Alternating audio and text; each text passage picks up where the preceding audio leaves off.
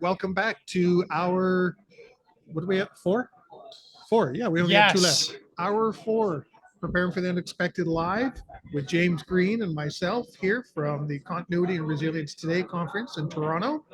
And this, our sponsor is the Resilience Think Tank. Yes, the Resilience Think Tank is dedicated to providing independent guidance and research to the risk and resilience industry. Alex, I just realized before we went on the air this morning, we said we were going to introduce ourselves every hour. And you introducing us just now, I don't think we did that the last 2 hours, but that's okay. I It's know who okay. you are. You know who I am. Laurel Hardy, Laurel Hardy. Mutt and Jeff. So here we are. So if you've been following along for 3 hours, 4 hours now, one, thank you. Two, I'm concerned about you that you've been watching for 4 hours. But if you didn't know who we are, now you know. So Alex, let's go.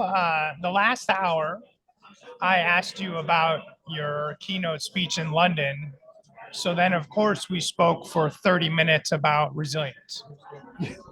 Yeah, we jumped all over the place there. So let's go back to London. You were in London. I was in London. I haven't been to Europe since before COVID. The last time I was in Europe was February of 2020. I was in Paris for a friend's wedding. And thankfully, our trip, I guess, ended about 4 or 5 days before France closed its borders. Wow. Or else I would probably speak more French than I do now. But I don't know about you. So I haven't been to Europe since February of 2020. When was the last time you were in either in UK or Europe? The UK would have been the fall of 2019. Okay. So what differences did you see? Any differences traveling in Europe now compared to 2019 post COVID or pre World War III, or were there any changes? Anything you saw that jumped out to you? To be honest, there wasn't a lot of difference, and I think it's because a lot of people are under the belief or perception or feel as though COVID is over. So there weren't as a lot of people walking around with masks on.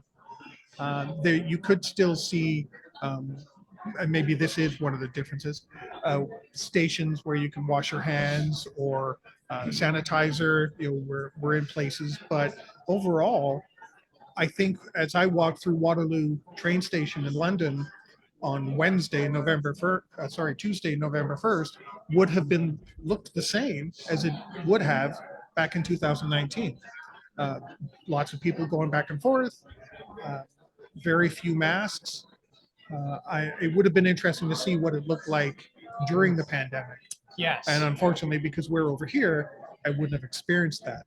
So that was the big difference. Sitting on a train, it didn't matter. People would sit wherever they wanted. There was no separation, except you didn't want to sit by the crying baby. Yeah, That's true. And I think that was really the biggest difference. The cabs are the same because the cabs have always had the Divider, the yeah. divider, so there wasn't really a change there. Went to the hotels. Half of the hotels didn't have a screen, at least because I was visiting family. I was also staying in other places, Okay. and most of those didn't have a divider, so that was gone. So it seemed as though any kind of trace of COVID, of what's been happening over the last 2.5 years to 3 years, for the most part, was disappearing or gone. What about you? What Interesting. did you feel? One thing I noticed in London that jumped out to me, and it just showed me, we're all a product of our environment. So, as you know, I live in Florida, and as most people know, the government of Florida decided pretty much for 3 years that COVID didn't really exist, right? So we didn't close businesses. We were open for business as usual. Tourism was at sky high numbers. And so as a result of that, I didn't personally see a lot of businesses close because businesses didn't lose revenue And walking around Piccadilly in some areas of London, there were a lot of businesses, to me, that were closed. And it was really interesting perception. Speaking to other people, I was like, wow, a lot of businesses are closed. And they're like, no, not more so than anywhere else. But living where I live, it was a big number, and it just kind of it made it interesting, for me to, again, we talked about the last hour, reflecting, to self-reflect on being a product of your environment and how COVID shaped different societies, Yeah. right? So I noticed for me there was a lot of places closed, but yeah, to your point, social distancing has gone out the window. I certainly see more masks now than I did in 2019. Traveling in Asia prior to COVID, you would see masks. You would never see them. I would never see them in Western countries. Yeah. See masks here and there, but what would you say? Less than 2%, maybe. Kind of like this conference. Would you say? Yeah, very. 5% of people here, 2% of people here have. Yeah, masks? 5% would be pushing it, maybe 2%. Yeah, not a lot of people wearing masks. And it's, what I hope to see with the mask is that it removes, is again, living in Florida in the United States where masks became a political issue and not a medical issue. Very strange to me. And I'm hoping that mask wearing is normalized going forward, because it always made sense to me in Japan or in South Korea. I have a cold, I could walk around and give it to everyone, or I could wear a mask and not give it to you for a day or two. I always appreciated that. I always liked that. We'll see if that continues. But yeah, for me, London, like you said, the cabs, the hotels, the restaurants, people's homes, everything was, it felt just pretty much back to 2019, with the exception of, like I said, a lot of businesses in touristy areas closed, which makes sense because how many tourists were in Piccadilly in 2021? Yeah, I would argue not many. Yeah. I don't know if you noticed though in airports, because obviously you've been traveling just within the last couple of days, but even with the UK, in the airports, there were a lot more people with masks. Yes. For whatever reason, because some of these people, you just know, as soon as they got off the airplane, the mask came off, but as soon as they stepped in the airport, the mask went on. So it's kind of, okay, why don't you just wear it all the time? You catch the same cold outside the airport you can inside. However, I guess it's just a perception some people have, because in an airport, it's bringing so many people together from all around the world, wear a mask to protect themselves. And all the workers had masks, all the staff, the shopkeepers, the serving staff, everybody had a mask. Yes. And I wore a mask, mine. But as soon as I stepped out of the airport here in Pearson, when I got home, none of the cab drivers, half of the staff didn't have it, at least the ones that worked outside. I mean, not inside, but outside staff. Nobody had a mask, and you could actually see people to rip off their masks as soon as they stepped outside. So it's kind of, it's a strange mix of what people are thinking right now. In a big group like this, a lot of people aren't wearing a mask.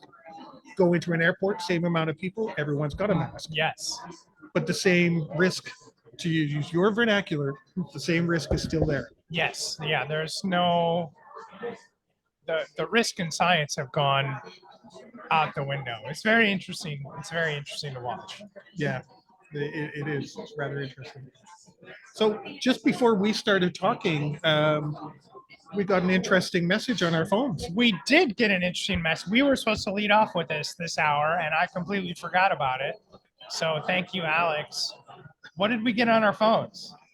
Well, what's happening here I believe it's across Canada, just at different dates. But I don't know if people are familiar with the Amber Alert system.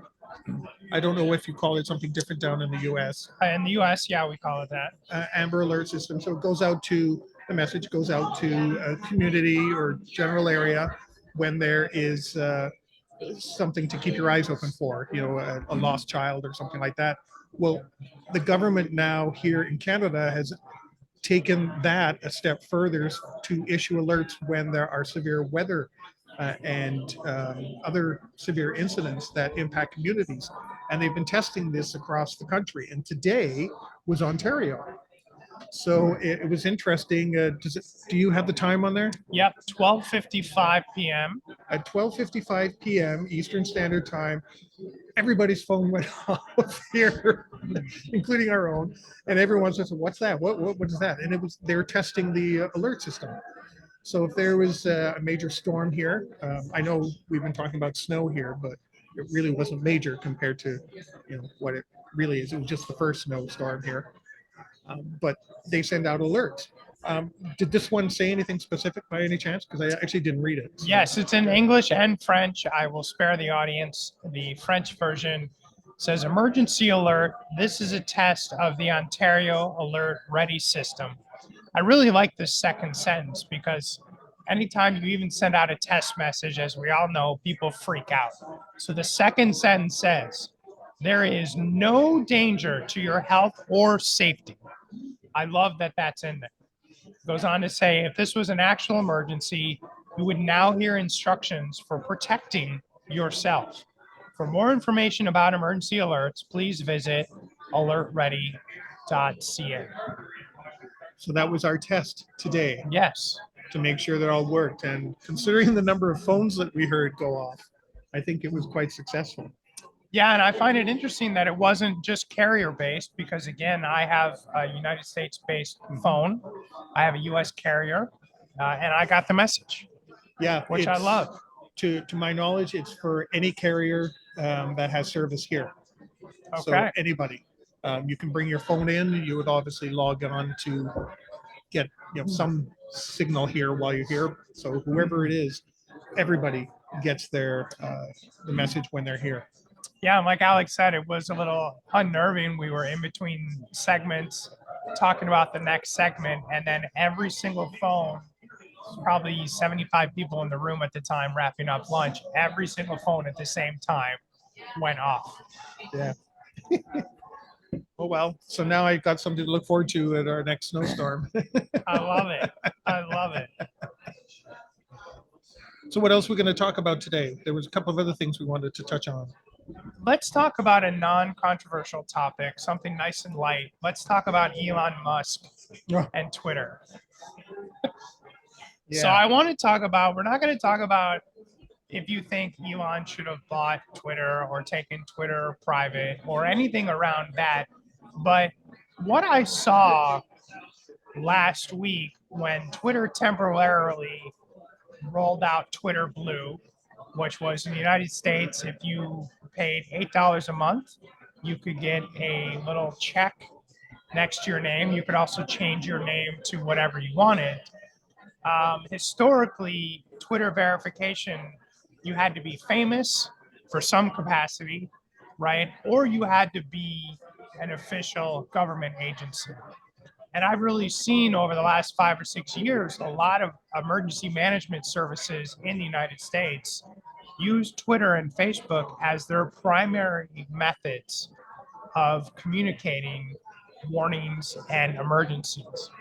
And as we saw all these fake accounts last week, all these people who were verified changed their account name to Elon Musk, it got me thinking, what if somebody changed it to, I used to live in Pinellas County. Pinellas County EMS has a Twitter page. What if someone created a fake one and said, evacuate now? There's a tsunami, there's a hurricane, there's Godzilla, active shooter, there's whatever. It's going to confuse and scare a lot of people. The other thing I think is going to happen, some of these emergency management or first responder organizations are going to say, because of this platform, this confusion, we're going to leave this platform.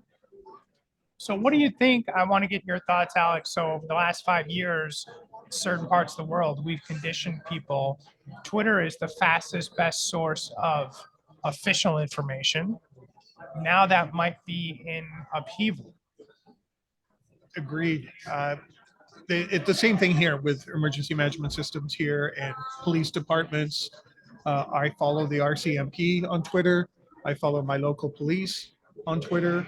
So if somebody fakes those accounts and starts spreading information like the examples you just had, they can create panic. It's a whole new way of, it's not just disseminating misinformation. It's almost like a terrorist attack, because it can create the same kind of panic, the same kind of uh, responses from people. If they find out that there's an active shooter somewhere, well, now, if it's at school, and it's not an active shooter at all, there's actually nothing going on, but parents now could be panicking. Uh, Police could be responding to things they don't know, because how could you ignore something like that if you're a police officer or EMS? There's someone in danger, someone has been shot, someone is hurt. You're a police officer, you're EMS, you're bound, to go to that situation and want to help. Could it be a setup now, for something else, people with nefarious means? And unfortunately, we see that there are people with the, nefarious means these days. So I think there's a big danger right now, because he got rid of half his staff, Yes. and half the staff that actually looked after the traffic and, identified misinformation and, did their best to get rid of it. Now it's a free for all. Anything could be said and could be happening now. And the danger that puts people in, organizations in, and the misinformation that can go out there can cause just as much damage as the misinformation beforehand. But it could be worse now. Who knows what could happen? Absolutely. I've just pulled up a Twitter page now. I'm not going to give the handle because I don't want to spread it, but did a quick search while Alex was chatting there, and on appearance, you can see this looks like, to me, the official Twitter page of a certain fire department. Mm-hmm. But when I click through on that link, this is not. No, it's not. But it's even got, it says X, fire service, active incidents. It has date, times, who was dispatched, where, a casual observance. And this account was created in 2008, so it's not like it was created a month ago. If you were quickly looking for information during an emergency, I could see how somebody, including myself, could misinterpret this as an official government page. But like I said, when I click through this link, my my Mac feed pops up and says, "Hey, dummy, go back. That's a different Abandon topic. hope, all ye enter." So you would have no idea. This is concerning to me. That here's, so we're not just talking hyperbole. This took me 12 seconds to find. I just typed in, fire department. Yeah, and the information that could convey could send even responders to the wrong spot, taking them away from real situations. But now, how are you going to tell? If you are, to your point, if you are in a rush to try and find information on something that's going on, and you land on a page like that, you're going to think that's true, because part of you is in a bit of a panic fear mode. So you're trying to get information as fast as you can, and the information you get is wrong. Yeah, and we talk a lot in our industry about muscle memory and, conditioning. So with a platform like Twitter, where for 10 years now, a blue check from a fire department means it's legitimate, now it's not, you're conditioning people to do the wrong thing. It reminds me of, in the neighborhood I live in right now, as traffic is increased, they've started to put in roundabouts. But, and there's a whole nother topic, but from a conditioning standpoint, right now, there's this roundabout near my house where, because they haven't built the other roads yet, you don't have to look for oncoming traffic. The roundabout is just basically me going north and you going south. Okay. So as people are getting used to this roundabout, they're never looking to yield, because there's no one they have to yield to. Now, what concerns me, so over time you condition people, okay, the roundabout to me now just means slow down. Doesn't mean yield, doesn't mean anybody's in the roundabout. When they connect those other roads, in 6 to 9 months, what's going to happen? Those people. Those people who have never had to yield and look are going to get in an accident. And that's what I worry when you have all of us, and it's not just Twitter, we all use social media for emergency response, for emergency comms. And if you mess with that system or change that system without educating people, you're going to get some erroneous information. And the other thing I worry about is with these prank accounts, at some point, people will tune out. It's just like the mass notification systems. I love mass notification systems. They're vital for community response. They're vital for organizational response. But we've seen some communities and some organizations take it too far. If you're getting a message that says there's a book sale at the library, or you're getting a message saying there's cookies in the break room, at some point you tune that out. And then when you get the message that says there's a fire, you need to evacuate, or there's a shooter, maybe you've already opted out. Yep. And there's no way of knowing after a while, is that a real message? Is that a fake message? Everything after a while, you'll take the path of least resistance. Yep. And the least resistance is just ignore it. And that's a great with the phone, because phishing's gotten so sophisticated. I belong to a local organization, and the way they send out their messages, it looks like a phishing link, because it doesn't say who it's from. It's like a chopped half sentence with a link that's actually valid. But now I just delete them because I never know. One of these days, it's going to be the wrong one. Yeah. And I've been hacked. Well, it's interesting you brought that up. By the way, we forgot to turn on our on air sign. Well, So well, everyone's that's okay. It's interesting you just brought that point up about phishing and Twitter and what's valid, what's not valid. Right now, I'm working for an organization who has sends out fake phishing emails from their security department, to test everyone, make sure that we're doing the right thing. We're not clicking on links we shouldn't. I've got my hand slapped twice because I've identified 2 emails that were actually valid, containing links, but because I don't know who the vendor is or the sender, because I've never dealt with them, I went, well, I don't know. That's coming from external. I've never heard of this company. So delete. yeah, so I identified it, click a button that says identify it as phishing. Send it to going, no, you shouldn't have, this is a valid vendor. You should be paying attention to their emails. And well, how would I know? If it's a vendor I've never dealt with that suddenly sends an email through, now I see an email come through and it's, well, do I report it and get my hand slapped? Or what do I do now? And I see the validity in wanting to make sure that people understand the difference between a valid email and a phishing email. I have a Voice America story about that too.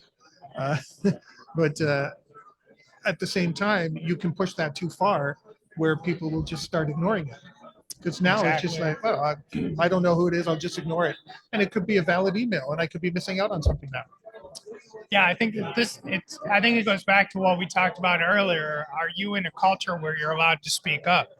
Yeah. If I were a CISO as a cybersecurity professional, I would rather have people over-reporting and clicking that phishing email too often than not often enough. Because worst case with a legit email, I can just say to the person, no, it's valid, you're okay. But like you said, for you getting your hand slapped, you're now conditioning Alex that, hey, don't click that phishing button anymore. So click the link, see what happens. Yeah. Roll the dice. Then I'll get both hands slapped. That's really right. Hard.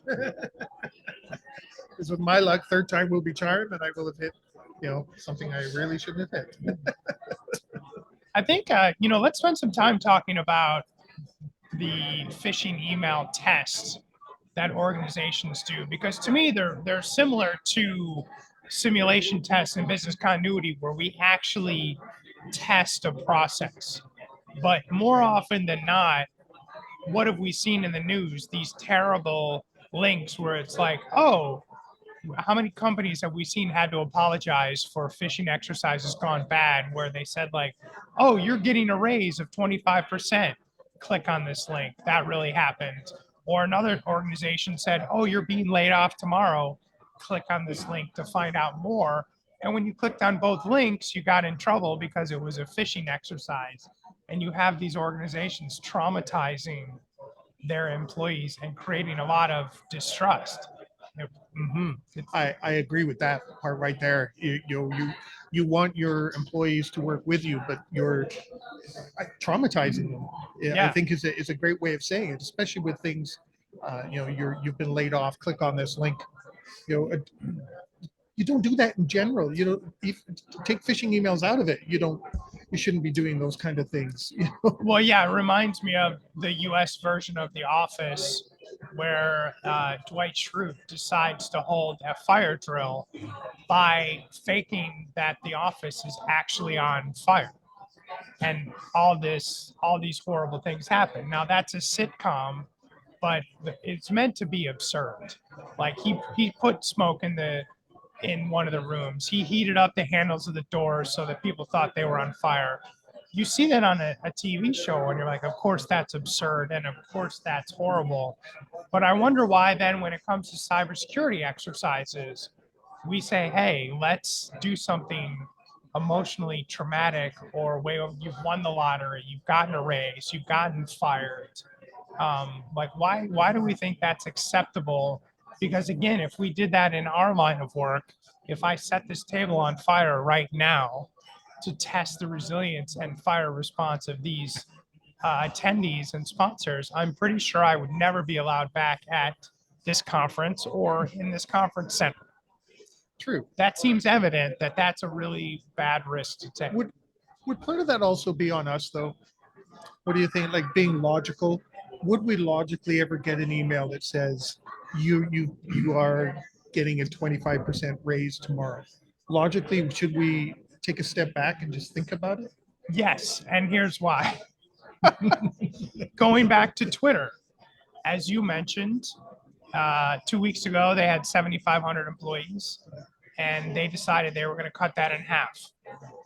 So one Thursday night, they sent an email to all employees. We are laying off half our employees. If you have a job, by 9 a.m. tomorrow, you will get an email to your Twitter work email. If you do not have a job, by 9 a.m. tomorrow, you will get an email to your personal email with your separation paperwork. So I would argue, if that's how they announced that half their employees were going to be gone, if you lived through that, why wouldn't you think maybe you were getting a raise or a layoff through an email? Because that's unfortunately a company, that's how they chose to notify 7,500 people. Hey, in the next 12 hours, try to go to sleep, keep refreshing your email, and you'll either get the work email or the personal email. And that's how they chose to announce their layoffs. I'm glad I don't work for Twitter. Yeah, so I apologize for all the Twitter bashing, but I was trying to think of an example where, again, I would think you would see that on a sitcom or in a movie about a horrible boss or a dysfunctional organization, but that you see these large companies, when they do mass sudden layoffs, are saying, check your email. What was the way back in the day with Enron? Who was their audit firm? Was it Arthur Anderson? I think it was Arthur Anderson. Yeah. So when Arthur Anderson went bankrupt and they had to do the same thing, and they had to lay off half of their 100,000 employees or 75,000 employees, they basically said, you're going to get a voicemail to your work email or your work phone back in the desk phone day by 7 a.m. tomorrow. And that it'll be an automated message that either says, you have a job, come in at business as usual, or you don't have a job, go to this conference room to get your paperwork. That just got me thinking. That's another example of the disconnect between people and technology. Because there was a time, if you were getting laid off, even if it was a large group of people, it would be done in person. Yes. Either the CEO or your manager would have everybody there saying, we're not doing this line of business anymore, or we're whatever the case may be. Because I went through that myself, Yes. and it was more personal. The CIO, well, I forget what his title was, but I know he was in charge of technology. But Okay. he brought everybody in one by one. You kind of went in one way and out another, so that so that nobody got to tell everyone what was going on. But it was more personal. It was easier to sure, I didn't like it, but it was easier to handle, to know that I was getting a personal message. And now we use technology. We're supposed to be make technology more interactive and personal, and yet we're using it for impersonal things, like you're fired. Yeah. You can say laid off all you want, it's fired. Yeah. I Yeah. don't have a job anymore, and it Yeah. wasn't my choice. Yeah, and so it's kind of interesting that Twitter or email or whatever the case may be is now used to kind of something to hide behind. Yes. I will use these applications, these devices, to communicate this bad information so that I'm not seen anymore. Makes it even more traumatizing. Yeah. You know, So again, I guess this is the harp on Twitter hour. That email that said, in the next 12 hours you'll get this email or that email, as an example of what you were chatting about, the email wasn't signed by any person. It just said at the bottom, Twitter. It wasn't even the head of HR or usually, like you said, the CEO, CIO, EIEIO, somebody's name. There wasn't even a name on there. And, we can use technology for our benefit, but more often than not, it seems when companies have to make tough decisions that affect people, they use, as your point, they use the technology to hide behind to make it even less personal. yeah, and yet, what do all organizations? Just about everybody says is their most important asset. Employees. Yeah, but when push comes to shove in situations like this, obviously it's not. They take the person out of the whole equation, that relationship, and really, at the end of the day, that's going to hurt your organization, because if you lay off 3,250 people, you're going to have 3,250 people negatively talking about your organization. You're hurting your brand by doing that too. That's one thing that always confuses me. I'm sure we've all seen it on social media the last couple of months, the last year, where someone says, today is my last day. My department, business unit, group, company has been laid off. And then people are like, oh, I'm so thankful. This is such a great place. Uh, and maybe I just need to be a better person. But I've always found it interesting, and this will lead into another topic I have for you, Alex. Like, people who thank their employer as they're getting fired. I guess I've always found that confusing. I've only been fired once, and that was actually at I won't say the name, but a large consulting firm, because they ran out of basically business. So Okay. Yeah. it was after Y2K, so there was a lot of business before Y2K, and there wasn't a lot afterwards, shall we say. So they let the whole three-quarters of the group go, and that was the only time I was fired. And I can't say that I, I I think I knew it was coming anyway, because obviously I wasn't busy. So it was, to me, it kind of, well, thank you for the opportunity. I learned a few new tricks while I was here, not here for a long time, but I learned a few new things. But it's also come down to, don't burn a bridge, because as much as I can complain about that company if I want to, they can also turn around and not say anything bad against me, because they're not allowed to. But they can not, if someone calls, hey, would you hire Alex? They would just say, oh, I'm not going to answer that question. Yeah. Well, that's their way of getting back at me. So I think it's always good to keep that door open, or not burn that bridge. Yeah, I'm not advocating burning the bridge. I just get confused with these gushing LinkedIn posts of people thanking the company that just laid them off. So you had something on the list here we talked about prior to broadcasting, which I thought might somehow segue into this. Let's talk about quiet quitting. You wrote, Oh what yeah. is it? Why? See, I'm actually going somewhere this hour. Believe it or not, Alex is like, what is happening right now? Why are we talking about this? But let's talk about quiet quitting because I think it's applicable to our industry and to a lot of professionals and our colleagues in this industry. Yeah, quiet quitting. Correct me if I'm wrong. It's the practice of people not working beyond their time frame. So if they work 9 to 5, 5 o'clock, they shut down. That's it. They don't do anything else. They don't take work home. They don't check email when they're at home. They don't respond to anything, whether it be a text, email, or whatever the case, or a phone call. They don't do anything. They start right at 9 o'clock. They stick to their job performance outline. If it says you shall do A, B, and C, that's it. They don't do anything else. So any manager that comes across, and to use business continuity, hey, I need your input to help create this continuity plan. Well, that's not part of my role, right? And that's kind of quiet quitting, what people are doing. I find it so interesting that doing the job you're paid to do is considered a form of quitting.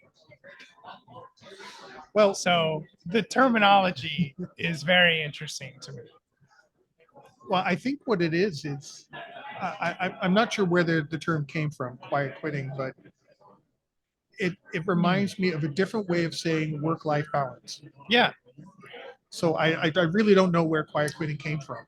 but the backlash from predominantly baby boomers and certain segments of society against quiet quitting, I think they don't look at the reality of the culture of the company that the person is working in.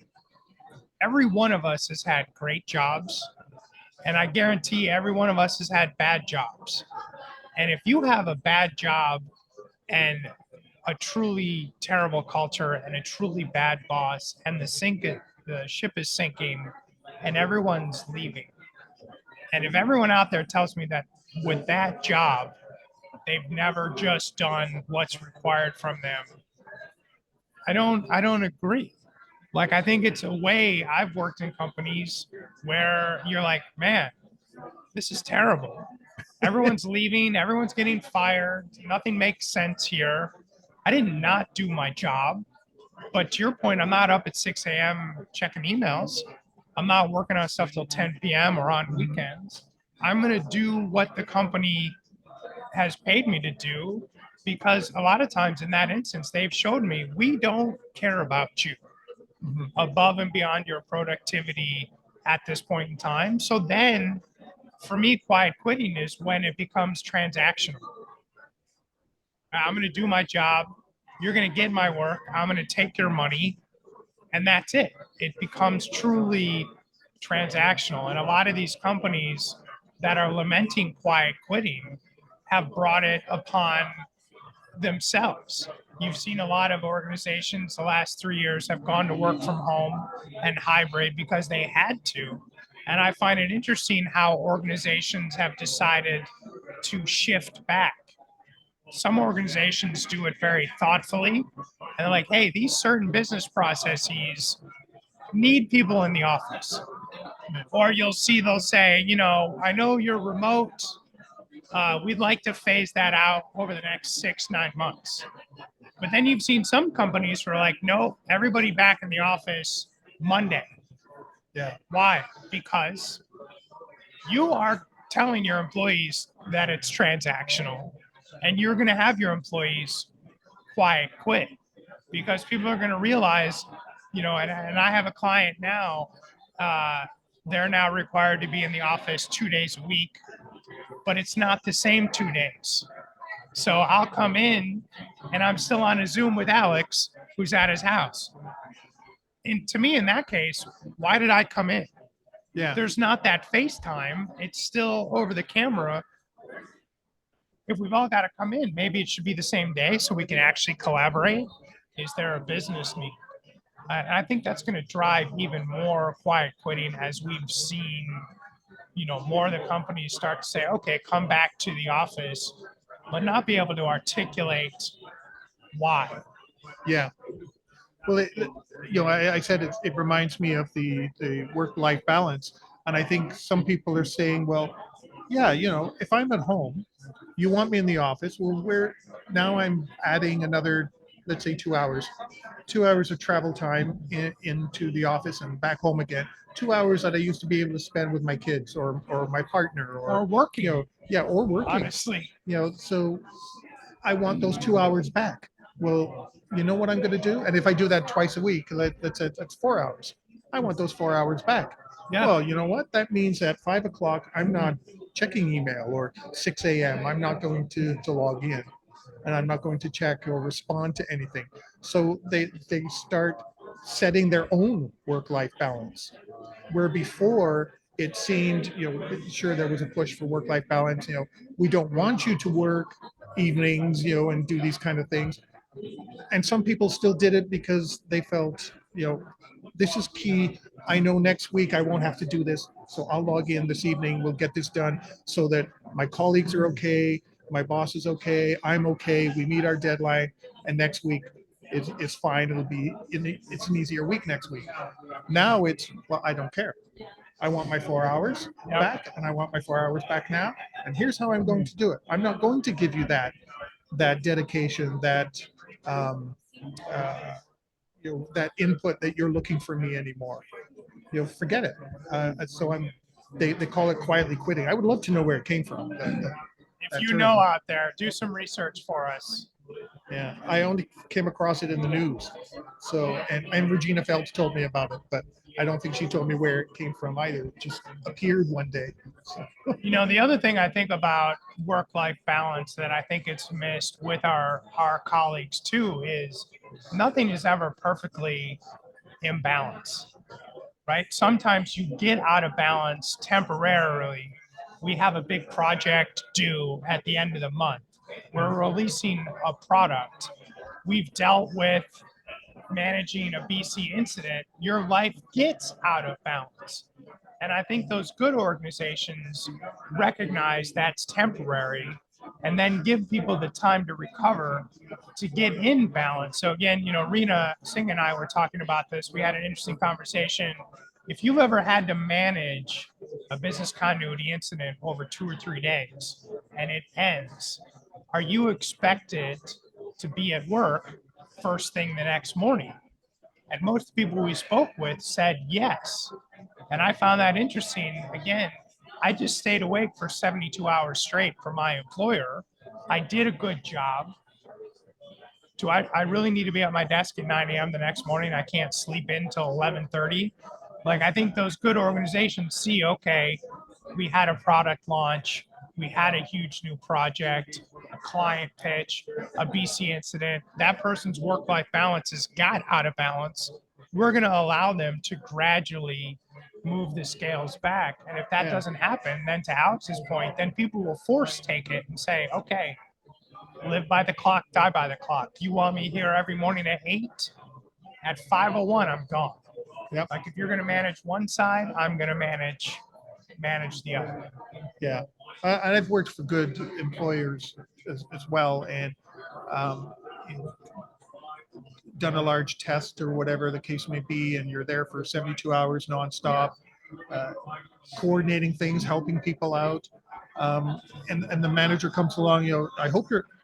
And this is what my manager told me, Phil. He said, "I hope you're not coming into the office tomorrow." And I said, "Well, I thought I'd have to." And he goes, "Oh, hell no." He goes, 72 hours straight. He goes, "You're off tomorrow." He goes, "No way." And I think, as you said, they have to realize that's what's happening, and that's what's causing, the quiet quitting, or people to really make their own work-life balance now, rather than having an organization tell you what it is. People are starting to tell them what it is. Yeah, I had a similar situation. I worked for an organization. We traveled a lot. on Sunday afternoons and Sunday evenings. So our boss at the time said, all right, well, you're already working Sunday. So Friday mornings, make sure your expense reports are in, make sure you're caught up on your email, and then you're kind of good for the day.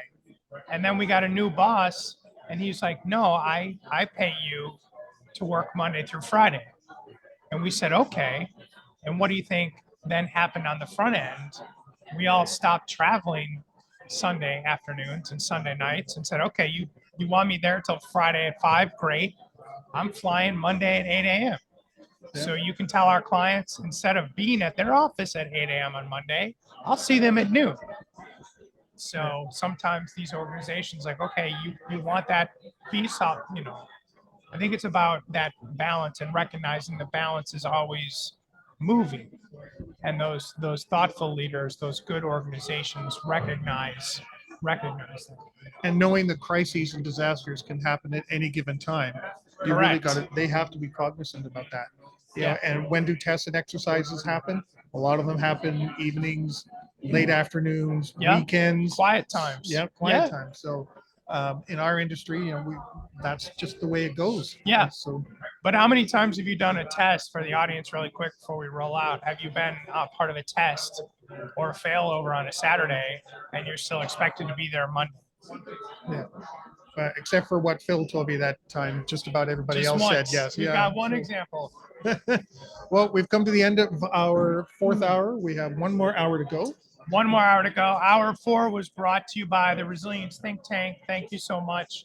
The Resilience Think Tank is dedicated to providing independent guidance and research to the risk and resilience industry. Thank you again. Thanks, guys, and we'll see you in about 15 minutes. If you like that video, thumbs up. If you didn't like that video, thumbs down. But leave me a message and let me know your thoughts. Of course, don't forget to subscribe. And in the meantime, stay prepared, everybody.